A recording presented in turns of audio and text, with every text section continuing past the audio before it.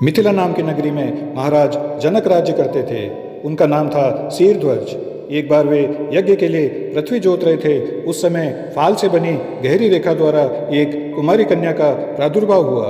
रति से भी सुंदर कन्या को देखकर राजा को बड़ी प्रसन्नता हुई और उन्होंने उस कन्या का नाम सीता रख दिया।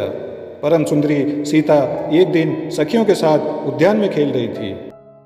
वहाँ उन्हें एक तोते का जोड़ा दिखाई दिया जो बड़ा मनोरम था। वे दोनों पक्षी एक पर्वत की चोटी पर बैठकर इस प्रकार बोल रहे थे।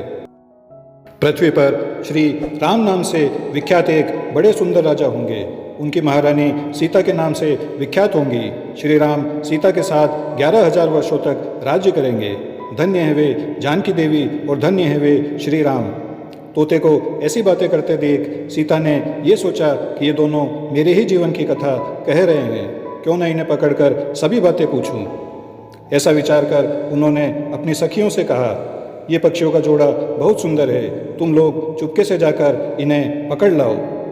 सखियाँ उस पर्वत पर गई और दोनों सुंदर पक्षियों को पकड़ लाई। सीता उन पक्षियों से बोली, तुम दोनों बहुत सुंदर हो, देखो डरो नहीं। बताओ तुम कौन हो और कहाँ से आए हो? राम कौन है और सीता कौन है? तुम्हें उनकी जानकारी कैसे हुई? सारी बातें जल्दी बताओ, डरो मत। सीता के इस प्रकार पूछने पर दोनों पक्षी सब बातें बताने लगे। देवी वाल्मीकि नाम से विख्यात एक बहुत बड़े महर्षि हैं। हम दोनों उन्हीं के आश्रम में रहते हैं। महर्षि ने रामायण नाम का एक ग्रंथ बनाया है जो सदा मन को प्रिय जान पड़ता है। उन्होंने शिष्यों को उस रामायण का अध्ययन भी कराया है। रामायण का कलेवर बहुत बड़ा है। हम लोगों ने उसे पूरा सुना है। राम और जानकी कौन है, इस बात को हम बताते हैं तथा इसकी भी सूचना देते हैं कि जानकी के विषय में क्या क्या बातें होने वाली है। तुम ध्यान देकर सुनो। महर्षि ऋष्यशृंग के द्वारा कराए गए उत्कृष्ट यज्ञ के प्रभाव से भगवान विष्णु राम, लक्ष्मण, भरत और शत्रुघ्न ये 4 शरीर धारण करके प्रकट होंगे। देवांगनाएं भी उनकी उत्तम कथा का गान करेंगी। श्री राम महर्षि विश्वामित्र के साथ भाई लक्ष्मण सहित हाथ में धनुष लिए मिथिला पधारेंगे। उस समय वहाँ वे शिव जी के धनुष को तोड़ेंगे और अत्यंत मनोहर रूप वाली सीता को अपनी पत्नी के रूप में ग्रहण करेंगे।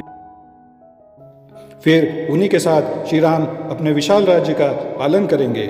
और भी बहुत सी बातें वहाँ हमारे सुनने में आई है। सुंदरी, हमने तुम्हें सब कुछ बता दिया, अब हम जानना चाहते हैं, हमें छोड़ दो। पक्षियों की ये अत्यंत मधुर बातें सुनकर सीता ने उन्हें मन में धारण किया और पुनः उन दोनों से पूछा, राम कहाँ होंगे, वे किसके पुत्र हैं और कैसे वे आकर जानकी को ग्रहण करेंगे? मनुष्य अवतार में उनका श्री विग्रह कैसा होगा? उनके प्रश्न सुनकर तोते की पत्नी मन ही मन जान गई कि ये ही सीता हैं। उन्हें पहचान कर वो सामने आ उनके चरणों पर गिर पड़ी और बोली, श्री रामचंद्र जी का मुख कमल की कली के समान सुंदर होगा। नेत्र बड़े बड़े तथा खिले हुए, नासिका ऊंची, पतली और मनोहरी होगी। भुजाएं घुटनों तक, गला शंख के समान होगा। वक्षस्थल उत्तम व चौड़ा होगा, उसमें श्री वत्स का चिन्ह होगा। श्री राम ऐसा ही मनोहर रूप धारण करने वाले हैं। मैं उनका क्या वर्णन कर सकती हूँ? जिसके 100 मुख है वो भी उनके गुणों का बखान नहीं कर सकता, फिर हमारे जैसे पक्षी की क्या बिसात है। वे जानकी देवी धन्य हैं जो श्री रघुनाथ जी के साथ हजारों वर्षों तक प्रसन्नतापूर्वक विहार करेंगी। परंतु सुंदरी, तुम कौन हो? पक्षियों की बातें सुनकर सीता अपने जन्म की चर्चा करती हुई बोली, जिसे तुम लोग जानकी कह रहे हो वो जनक की पुत्री मैं ही हूँ। श्री राम जब यहाँ आकर मुझे स्वीकार करेंगे तभी मैं तुम दोनों को छोड़ूंगी। तुम इच्छानुसार खेलते हुए मेरे घर में सुख से रहो। ये सुनकर तोते की पत्नी ने जानकी से कहा, साध्वी, हम वन के पक्षी हैं, हमें तुम्हारे घर में सुख नहीं मिलेगा। मैं पेट से हूँ, अपने स्थान पर जाकर बच्चे पैदा करूँगी, इसके बाद फिर यहाँ आ जाऊँगी। उसके ऐसा कहने पर भी सीता ने उसे नहीं छोड़ा। तब तोते के पति ने कहा, सीता, मेरी भार्या को छोड़ दो, ये पेट से है, जब ये बच्चों को जन्म दे देगी तब इसे लेकर फिर तुम्हारे पास आ जाऊँगा। तोते के ऐसा कहने पर जानकी ने कहा, तुम आराम से जा सकते हो, मगर ये मेरा प्रिय कन्या वाली है, मैं इसे अपने पास बड़े सुख से रखूंगी। जब सीता ने उस शुकी को छोड़ने से मना कर दिया तब वो पक्षी अत्यंत दुखी हो गया।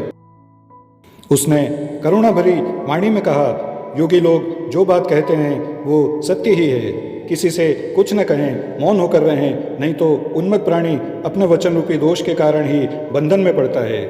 यदि हम इस पर्वत के ऊपर बैठकर वार्तालाप न करते तो हमारे लिए यह बंधन कैसे प्राप्त होता। इसलिए मौन ही रहना चाहिए। इतना कहकर पक्षी पुनः बोला, सुंदरी, मैं अपनी इस भार्या के बिना जीवित नहीं रह सकता, इसलिए इसे छोड़ दो। सीता, तुम बहुत अच्छी हो, मेरी प्रार्थना मान लो। इस तरह उसने बहुत समझाया, किंतु सीता ने उसकी पत्नी को नहीं छोड़ा। तब तोते की पत्नी ने क्रोध और दुख से व्याकुल होकर जानकी को श्राप दिया, जिस प्रकार तुम मुझे इस समय अपने पति से अलग कर रही हो, वैसे ही तुम्हें स्वयं भी गर्भावस्था में श्री राम से अलग होना पड़ेगा।